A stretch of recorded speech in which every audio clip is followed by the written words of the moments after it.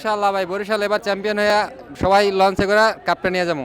আমরা এই 2 ম্যাচের পরিশোধ আমরা ফাইনাল ম্যাচে নেব ইনশাআল্লাহ। প্রথম দিয়ে হারলে মানে জায়গা মতো কাম দিয়ে দিতে পারি। ভালো প্রত্যাশা করছি শরীফুলের কাছে। মুস্তাফিজুর রহমান এখন আগের মতন এত বল করতে পারে না। ইনশাআল্লাহ বরিশাল চ্যাম্পিয়ন হবে, আমাকে আত্মবিশ্বাস আছে।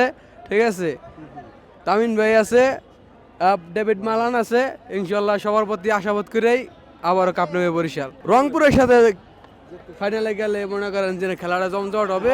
ফাইনালে ইনশাআল্লাহ জিতবো।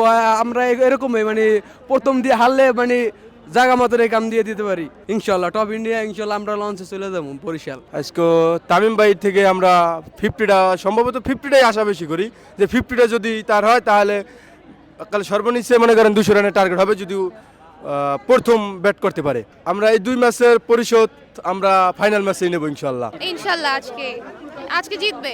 ভালো প্রত্যাশা করছি শরীফুলের কাছে। আগেও দেখেছি ইনশাআল্লাহ সবগুলোই পারফরম্যান্সের উপরে ডিপেন্ড করে, যদি ভালো খেলে ইনশাআল্লাহ। দুর্দশা একটাই কারণ, ঢাকার ম্যানেজমেন্টটা এতটা ঠিক না। যেমন ফার্স্টেই বলতে হয় যে সাবির রহমানকে যদি ফার্স্ট টাইমতে খেলাইতো তাহলে প্রতি খেলার মধ্যে আপনার 180+ রান থাকতো এক। আর দ্বিতীয়ত হচ্ছে ভালো মানের কোনো বোলিং নেই। মুস্তাফিজুর রহমান এখন আগের মতন এত বল করতে পারে না। আর বাইরে যদি একটা দুটা ভালো মানের কোনো বোলিং থাকতো তাহলে দল আরও ভালো কিছু করতে পারতো।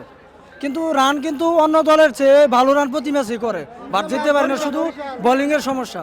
এ কারণে সাকিব ভাইকে আগামী বছর একটাই কথা, যাতে ভালো মানের কোনো বোলিং ওনারা দলে নেয়।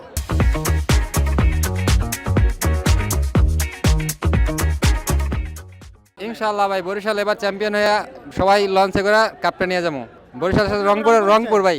তারপর আমরা বরিশাল নিয়ে অনেক কনফিডেন্স আছি, বরিশাল এবার কাপ জিতবে ইনশাআল্লাহ ফাইনালের সাথে রংপুরের সাথে দেখা হলে রংপুর 100% রংপুরে হারাইবো ইনশাআল্লাহ সেটা এখন লাক ফেভার করে না। যাই হোক ইনশাআল্লাহ ভালো কিছু হবে। সাকিব আল হাসান।